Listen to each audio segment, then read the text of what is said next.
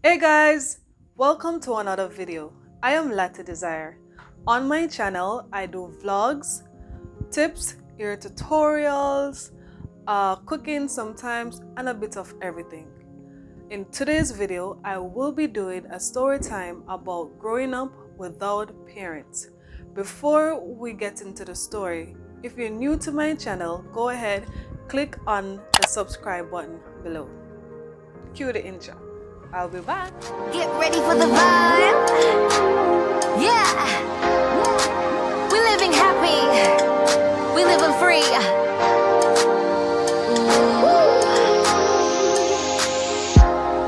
Minding my business.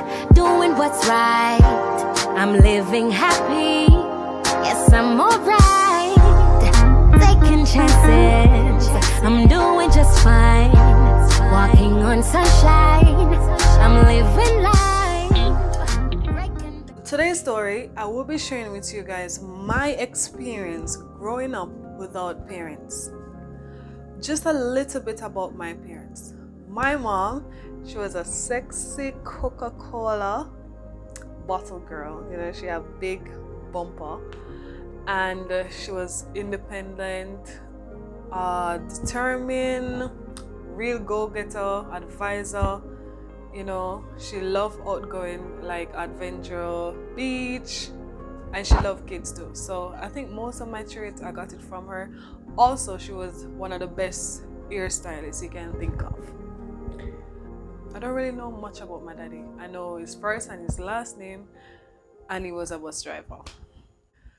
My mom passed away when I was 11, 12 years old. At the time, I never really understood the whole meaning of death, you know. And you know, Jamaican parents, they will say stuff to you like, when you ask them for things, they will be like, you want, or you know, you're hungry, then say, "Gonna have grass." But my mother, she always said to us that, you see, when she's overwhelmed, she would say she go somewhere and she not come back. Well, she never leave us, right? She always provide for us. She always ensure that we're okay. Whatever we need, she would get it. So when I saw her in the casket, the person who I saw in the casket never looked like my mother. So I wasn't convinced whatsoever. And all in my mind said, my mother gone somewhere and she soon come back. So all when everybody crying at the funeral, I was crying too. But in my head, I was like, when I can't cry, mommy soon come back. You know, I guess it was, you know, a part of grieving where, you know, you disbelieve. But I wasn't convinced. It was up until grade 9 when, you know, I needed my mother the most, where I needed her support and I needed direction. That's when I really start realizing that she's gone forever, and that's when I started grieving. I started to question why my mother, why our mother have to leave us so early. Like at the time, things that all the old people did. But where was my dad all this time? Living his best life, getting more girls, I guess. But we soon get to that. Growing up, my mom, she would sit us down, or she would just have a regular conversation with us about, you know, educating us about our body, you know, what to expect in the future. And, you know, she would tell us her story as well. But, you know, there's more that we needed to guide us through it, you know, our journey and when we get older, right? But one thing for sure, my mother, she would always say to us, especially say, words are powerful. No make nobody put them dirty mouth on you. That's my mother. She always tell you, no make nobody put them dirty mouth on you, right? So if nobody go come and say something about you, workless, you're dumb, you're stupid, shut them down same time. No make nobody put them dirty mouth on you, right? And that's one thing I live with. throughout grade 9, even though our class was full of excitement, jokes, all kind of, dance, gimmicks, all of that, fun, good kids. For some reason, I was so lonely, right? And I didn't even know how to express that feeling as well. I didn't know how to express myself really. So when I go home in the evening from school, I will sit in the corner sometimes and I will just cry for no reason, because I was missing my mom and there were certain things that was happening to me that I didn't understand. I didn't know where to turn to. So when I go home in the evening, I usually just sit in the corner, cry, you know, I was going through a lot of depression, I would say. Like, so wally things. But my family never really understood what was going on. So they would say stuff like, you're too bally, you love ball, you ball like your mother. Go and find something productive to do. Go and take up a book or go read the Bible, or stuff like that. They would say, go find something, do tapping noise on my head. You make too much noise, you're too bally every minute. It's like some say you seek attention, but at the time I was really going through some messed up things in my head, body, everything. And so it reflected on my school report. When my grandmother collected that report, I don't remember if it was my grandmother who collected the report, but my family got the report, school report, and it was horrible, like disgusting. I got 2 A's, but D, C, D, D was horrible, was disgusting, was trash. Everybody, me get some cussing. Everybody, what is it I do at school? At least you go to school for do, what kind of report this? You never get them a grade, yeah? Where you get them from? Why you not take up your book? You move from this grade to this grade. One bag of cussing. I think I probably get one buff in the back. But and when them are cussing out, them not take time and cussing out the whole of that particular era. Everybody here say, say me not do good in a school. The cussing. So with that embarrassment, me tell myself, say, that will never happen to me again, right? So at the time I never really understood the whole, goal setting, vision board, all of that, right? So I wrote down that for the next school year, which is in grade 10, I would make sure that I do all that I can do to get good grades, and so that my family will be proud of me and me not get that embarrassment again. Grade 10, I work really hard, push. Whatever I don't understand, I will ask the teacher. Have good friends also that, want good grades. Yeah, so we all work together as a team, and my results came out pretty good. I got some stars, some red ink. When you get red ink on your paper, so you do good. So when everybody collected my report this time, my grandmother, she was super happy. She was so proud. Everybody congratulated me, and but there was one person, when you saw the report, it was like, who finds with that? I third you come?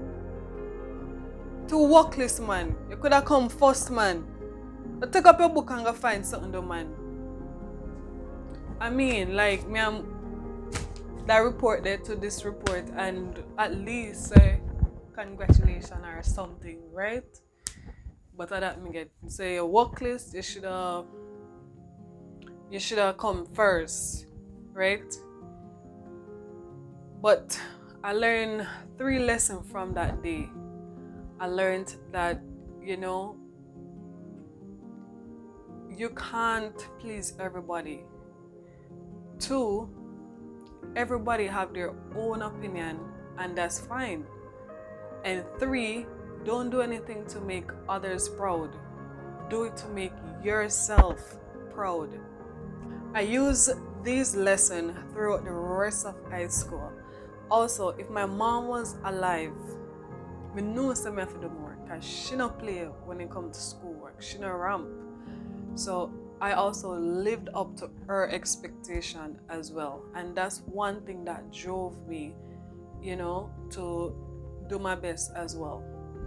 My homeroom teacher would also say to us, girls, if I ever go to a supermarket and I see you guys packing bags, do not call to me because I'm not calling to you guys. You guys all have the ability to do well.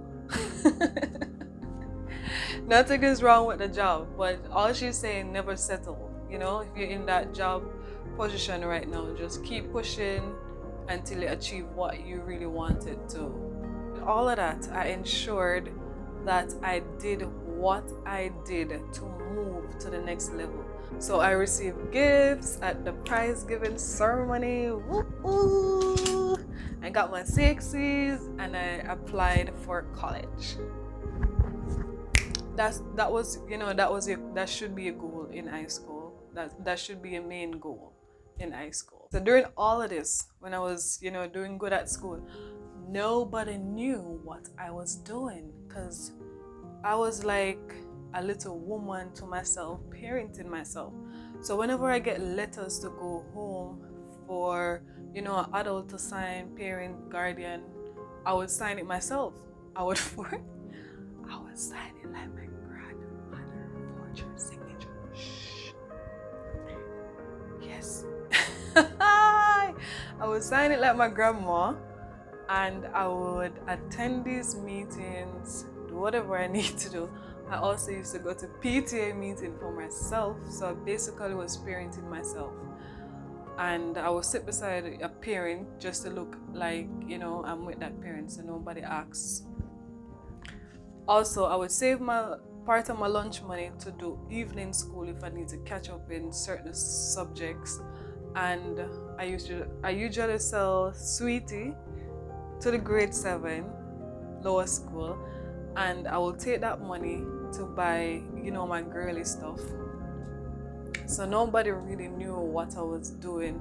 Whatever I don't understand, I would always bug the teacher, them, Mr. Ismail, Mr. Paul. I'll always ask them, sir, what is this? How can I help me with this? Help me with that. In grade 10, grade 11, I never have any maths teacher. So I usually practice maths every single day. Past paper, everything we could catch. Practice. Go to the teachers who I know, Miss Coleman, Miss Ismail, Mr. Ismail, Mr. Powell, and ask them what I don't understand. And luckily I got a 2. I wanted a 1, but I got a 2. So my 6C results were good.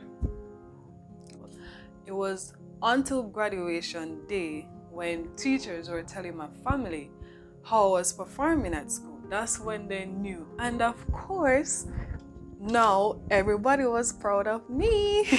Woohoo! So nobody said anything negative. So, of course, everybody was proud this time, which I'm grateful for. Spirit fingers. It's time for Mr. Reed, my daddy. So my dad wasn't active really in my life growing up. My mom used to send, before she passed away, she used to send me there like holiday time to, spend time with him. And he usually give me a lot of sweetie. Like I usually have some big jar full with sweetie, and I love sweets and junk food at the time. I love fries and just like every other kids. So he always have those things, and he will tell me jokes and he will tell me business, which I don't think is appropriate for kids. Like he will tell me about the girl I'm with my date, which one of the girl I'm stupid, which one have no sense, which one fool, which one sexy. He usually tell me all these things, which I don't think is necessary, right? And my dad usually rent some big house all over the place. Every time I visited my dad, him live somewhere else. Every single time. I have probably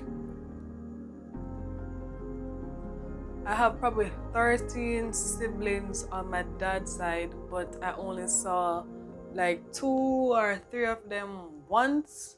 Yes, once. So if I see them right now in front of me, I don't even know that they're my brother and my sister. only one, because one of him girlfriend, him last girlfriend, leave that child with him. I don't know where is my dad currently. I don't know if he's alive or if he passed away. The last time I checked, somebody told me that he passed away, and then the other person the other person who was there said he's at an infirmary. I tried calling the infirmary. They said he's not there. So honestly, I don't know where he is. But with all of that, so growing up, because he usually give me the sweets and all that, to me, my dad was like a super dad. Like every girl or every kid, right? Them always love them parents until even if somebody said something negative about them. So my dad, no matter what, to me at the time, it was like everything. Meanwhile, everybody I say him a deadbeat. Wish my girlfriend understands him, I really want deadbeat. But I remember one day, like long after my mother passed away, he came and visited me. Right? And my grandmother, she was so upset. She was like, no, go down there, let me make him go. No, go down there, imagine making go on your part, Gina. Where did they all along when our mother passed away? Where did they? You not ever come and look for the little picnic? You know, come here. He was like, me have money for give her, me come from bring money for her. And my grandmother said, don't go down there. If you ever go down there, I'm gonna slap you. Anyways, me take my little self march gun to collect money from my father. So my father said, like him, I said, I'm gonna take care of you, I have money for you. So when taxi money or when the money crush, it seems like a lot of money. So him full up the money put in my hand. Liquor on them walk gone up, sure I feel good now, so I get money, because everybody has said, don't go down there. And I went down there with my stubborn self, and him gave me money. So I'm opening my hand now, sure everybody said me have money. Hear them, and this your father give? Whoa, everybody start laughing off of me now, everybody so me and now with my little monk and self. Everybody laugh. They laugh. They man say, $450 do it, girl? $450? Like, that's 200 Jamaican dollars, less than $2 US. My father saying, I have money for give me $200. So my grandmother said, that you forget, because you're not here, you're too stubborn. We are good on the for $200, you're hungry. I'm so embarrassed. Father, I want to read generally that was one of the biggest betrayal I ever get. Fast forward, he decided to come back again, Visited my grandmother this time. This time the man have a story. This time him come and him say, hey, yeah, I'm going to come in Latoya's life now, and I'm going to help her throughout school. I'm going to take her the bills. I'm going to be a daddy. I'm going to do this. I'm going to do that. And of course, my grandmother forgive him, and say going forward, fine. So when I got home now, I saw him talking to my grandmother. My grandmother was like, see your father, give him a hug. Because my grandmother is a really nice person. So she's like, give him a hug and all of that. Because him say, your father, I tell me say him want to get into your life, he want to help you.